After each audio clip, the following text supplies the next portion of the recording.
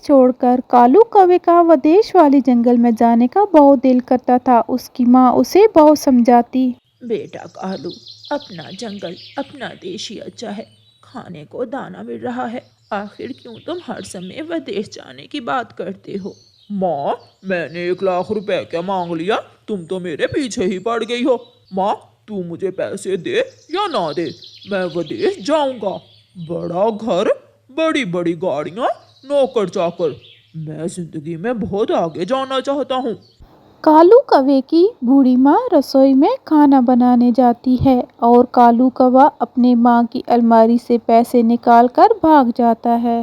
आखिर मैं ले ही आया। मैं अपनी माँ के पैसे चुरा कर ले आया हूँ। साहिब, ये लो पैसे और मुझे विदेश जंगल के जहाज की टिकट दे दो। रानो बेटी, वो तुम्हारा बचपन का दोस्त है, तुम ही उसे समझाओ, वो तो मेरी एक नहीं मानता। माँ जी, कालू के सर पर विदेश जाने का भूत सवार है, वो किसी की नहीं मानेगा। जब जाएगा ना विदेश, फिर पता चलेगा उसे।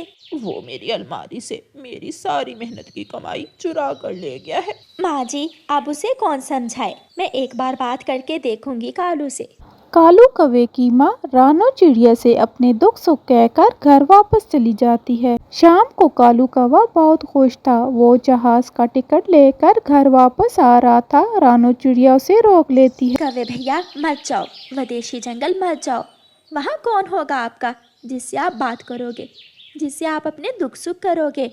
वहाँ हर चीज़ बहुत महंगी होगी, खाओगे क्या, रहोगे कहाँ? तुम भी मेरी माँ की तरह नहीं चाहती हो कि मैं बड़ा कौवा बनूं, मेरे बड़े बड़े पक्षियों से संबंध हो। सुना है विदेशी जंगल में रहना बहुत मुश्किल है। अपनी माँ की बात मान लो, कहीं ऐसा ना हो कि कल को तुम्हें पछताना पड़े। रानो चिड़िया, मुझे निराश मत करो। मैंने जो सोच लिया है वो मैं हर हाल में करूँगा। देखो, अब तो मैं हवाई जहाज की टिकट भी ले आया हूँ। कालू कौवे की माँ सारी रात जागती रहती है और सुबह हो जाती है।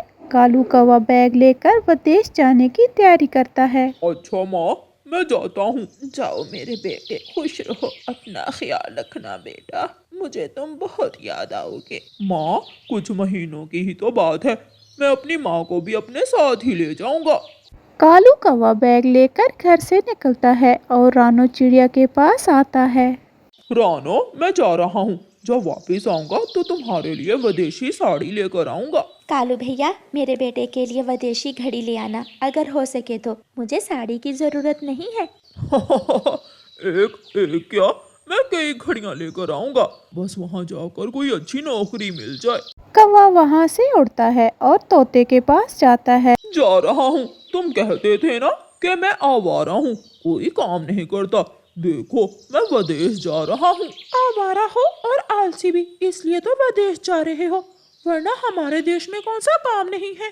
चलो चलो, जब मैं पैंट कोट पहन कर आऊंगा तो तुम देखकर जल जाओगे।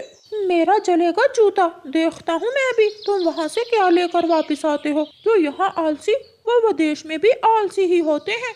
कौवा जाते जाते कबूतर के पास भी जाता है। चिंता न करना दोस्त, मैं जल्दी लौट कर आऊंगा। मैं तुम्हारे लिए बड़ा कैमरे वाला मोबाइल ले आऊंगा। कभी यार, मेरा आईफोन लेने की बचपन की इच्छा है, मेरे लिए एक आईफोन ले आना। पैसे ले लेना मुझसे वापस आकर।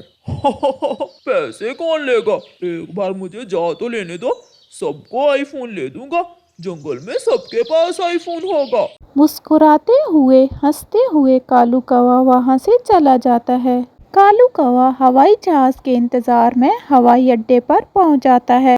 थोड़ा इंतजार करने के बाद हवाई जहाज आ जाता है। कालू कौवा हवाई जहाज में बैठकर विदेश जंगल चला जाता है। 6 घंटे की उड़ान के बाद कालू कौवा विदेश जंगल पहुंच जाता है। अपना बैग लेकर उड़ता है। उसे नहीं पता था उसे कहां जाना है, इसलिए वो किराए के घोंसले में रहने का फैसला करता है। किराए के घोंसले, विदेशी पक्षियों के लिए किराए के घोंसले। कालू कौवा बुलबुल के पास जाता है। एक घोंसले में रात गुजारने का कितना लोगी? 5,000। 5,000 कुछ ज्यादा नहीं है। 5,000 का सुनकर तो कालू कौवे के कान खड़े और सांस रुक जाती है। क्या? 5,000? हमारे जंगल में तो 5,000 का घोंसला आ जाता है। तुम्हारा जंगल नहीं है कौवे। कौवा 5,000 में एक रात के लिए घोंसला ले लेता है। बैग को घोंसले में रखकर कालू कौवा खाना खाने के लिए जाता है। भाई जी, एक प्लेट चावल दे दो। कालू कौवा एक प्लेट चावल लेकर खा लेता है। वाह, कितने पैसे हुए? स्वाद अच्छा था। 1500। 1500? भाई, 1500 में तो हमारे देश में चावल की पूरी हंडिया आ जाती है, जिसे पूरा परिवार खा सकता है। पैसे दो और जाओ।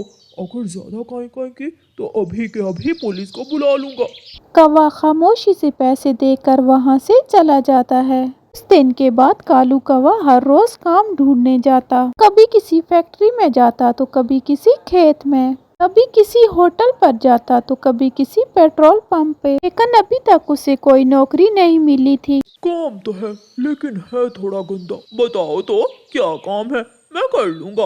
मैं बहुत मेहनती हूँ। स्कूल के सारे वॉशरूम साफ करने हैं। कुछ देर सोचने के बाद कालू कौवा हाँ कर देता है और अपने मुंह पर कपड़ा बांधकर वॉशरूम साफ करने लगता है। जैसे तैसे कालू कौवा विदेश में 20 दिन गुजारता है। पास जो पैसे थे वो सब खत्म हो जाते हैं। फिर तो कौवे के पास खाने के भी पैसे नहीं थे। कालू कौवा होटल के बाहर बैठकर रो रहा था। सबने मुझे रोका था, माँ की बात ना मानी, अपने दोस्तों का कहना ना माना, और अब यहाँ वॉशरूम साफ कर रहा हूँ। ना पास पैसे हैं, ना रहने को घर। वापिस जाऊंगा तो सब मजाक उड़ाएंगे। 3 रातों तक कौवा एक पेड़ के नीचे लेटकर गुजारता है और एक रात वहाँ पुलिस आ जाती है। कौवे, आवारा कौवे, अगर दोबारा यहाँ देखा तो उठाकर जेल में फेंक देंगे। चलो भाग जाओ। कौवा अपना बैग उठाकर थोड़ी दूर चला जाता है और सोचते सोचते सो जाता है। रानो चिड़िया जंगल में लकड़ियाँ काट रही थी, तभी उसे किसी की आने की आवाज आती है। कालू, कालू भैया, आप इतनी जल्दी लौट कर आ गए? लगता है काम अच्छा मिल गया है आपको। रानो, वो मैं मेरे बेटे की घड़ी लाए हो ना, या भूल गए? मैंने विदेश जाकर बहुत बड़ी गलती की। जो माँ से पैसे लेकर गया था वो भी सब गए। 3 दिन तक भूखा रहा और अब किसी से पैसे उधार लेकर वापस आया हूँ। ये सुनकर तो चिड़िया की एक बार हंसी निकल जाती है। कालू, कालू वही हुआ जिसका मुझे डर था। अब मेरे साथ घर चलो, मुझे माँ से बहुत डर लग रहा है। और फिर कालू कौवा रानो चिड़िया को अपने साथ लेकर अपने घर की तरफ उड़ता है। रास्ते में तोता और कबूतर मिल जाते हैं। कालू आ गया, कालू आ गया। कालू, मेरा मोबाइल कहाँ है? शक्ल देखकर तो नहीं लगता कालू कुछ लेकर आया होगा। कालू, तुम्हारा पैंट कोट कहाँ है जिसे देखकर मैंने जलना था? लेकिन कालू कौवा वहाँ से कुछ बोले बिना उड़ जाता है। तोते और कबूतर बेचारा बहुत परेशान है, अब उसे और तंग मत करना। प्यारे दोस्तों, अच्छे भविष्य के लिए दूसरे विदेश जाने से पहले सोच लें आप वहाँ जाकर क्या करेंगे। आप पढ़े लिखे हैं या फिर हुनरमंद? अगर कुछ भी नहीं है आपके पास तो अपना देश ही अच्छा है। रात का समय था, कुक्कू अभी बहुत छोटा था। वो अकेला बैठा हुआ था क्योंकि आज उसकी माँ 1-2 घंटे पहले मर गई थी। माँ, आप मुझे अकेला छोड़कर क्यों चली गई? माँ, मुझे अकेले बहुत डर लग रहा है। वो छोटा बच्चा सारी रात ऐसे ही रोता रहता है और सुबह हो जाती है। वो चिड़िया का छोटा बेटा अपने घर से निकलता है। वो हरियाली तोती के पास जाता है। आंटी, मेरी मम्मा मर गई हैं। आप मेरी माँ बन जाएं। मुझे माँ के बिना नींद नहीं आती।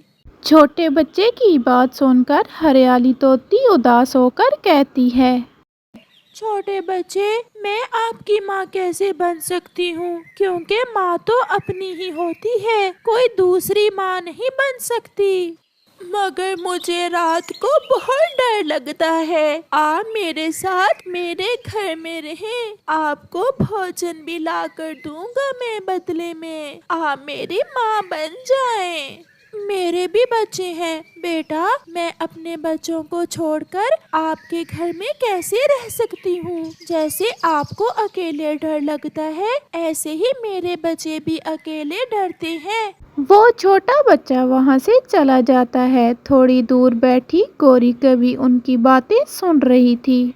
वो भागी भागी अपने पति के पास जाती है और उसे सारी बात बताती है। जो उसकी माँ बनेगी वो बच्चा उसे भोजन भी ला कर देगा और घर में भी रखेगा। हमारा तो घोंसला भी टूटा हुआ है और चिड़िया का घर बहुत सुंदर है। क्या उस बच्चे को माँ के अलावा बाप की भी जरूरत है? कालू जी, यहाँ मैं रहूंगी, तुम भी वहीं रहोगे ना? चलो अब उस बच्चे के पीछे जाते हैं। फिर कौवा और कवि कुकू को ढूंढने निकलते हैं। कुकू नदी पे बैठा रो रहा था। कोई भी मेरी माँ नहीं बनती, मैं किसे माँ कहूँ? मैं रात को किससे बातें करूँ? कौन मुझे अपने पंखों में सुलाए? गौरी और कालू वहाँ आ जाते हैं। मैं आ गई हूँ, मैं बनूंगी तुम्हारी माँ। कुकू चुप कर जाओ, मैं तुम्हारे साथ ही तुम्हारे घर में रहूंगी। मेरा बेटा लाएगा मेरे लिए भोजन। माँ के साथ साथ आपको पापा भी मिल गए हैं। मैं भी तुम्हारे साथ ही रहूँगा। क्या सच? क्या मुझे मम्मा पापा मिल गए? मैं बहुत खुश हूँ। चले मम्मा पापा, हम घर चलते हैं। ऐसे कौवा और कवि कुकू के मम्मा पापा बनकर उसके घर चले जाते हैं। कालू देखो तो, यहाँ तो इतना सारा भोजन है। नहीं मम्मा, वो भोजन मम्मा ने मरने से पहले बारिशों के लिए जमा कर रखा है। बारिशें इस बार नहीं आएंगी। बेटा चलो हम वो भोजन खा लेते हैं। कौवा और कवि मम्मा चिड़िया का जमा किया हुआ भोजन खाने लगते हैं।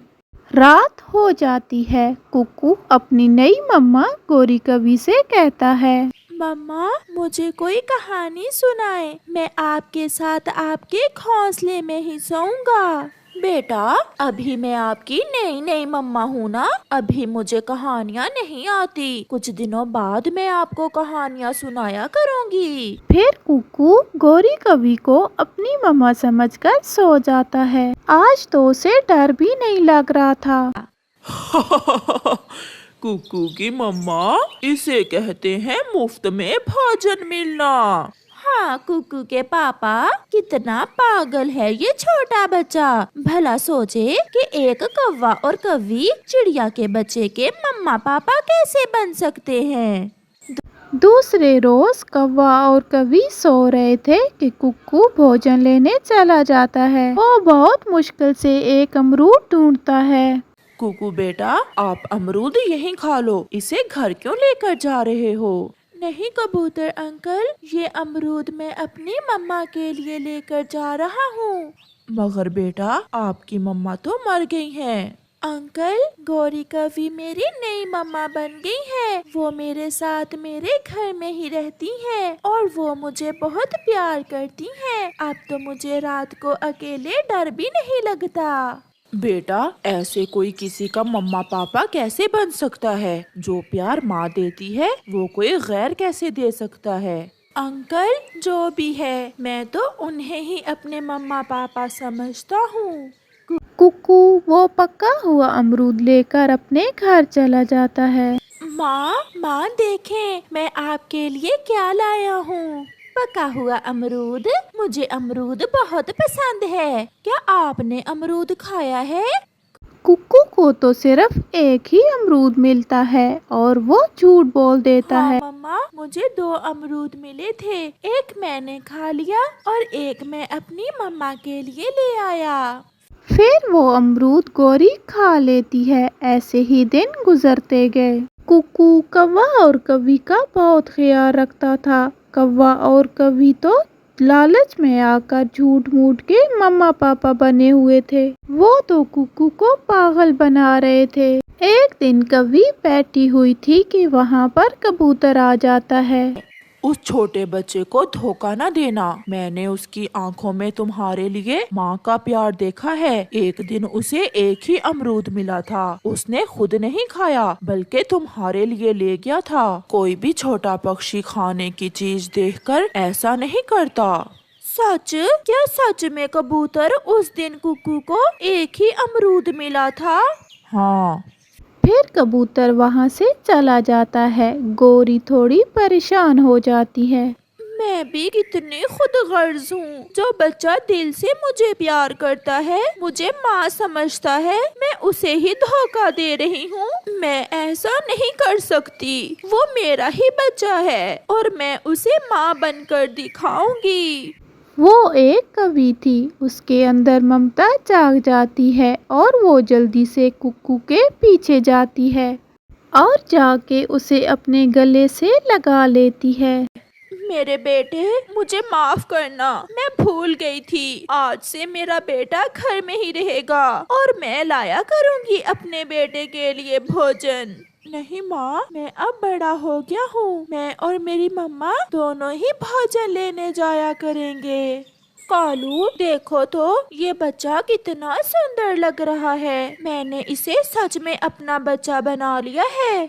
हाँ गौरी, जहाँ प्यार और मोहब्बत हो वहाँ लालच खत्म हो जाती है। मैं भी अब कुकू को अपना ही बेटा समझा करूँगा और इसे एक बाप का प्यार दूंगा।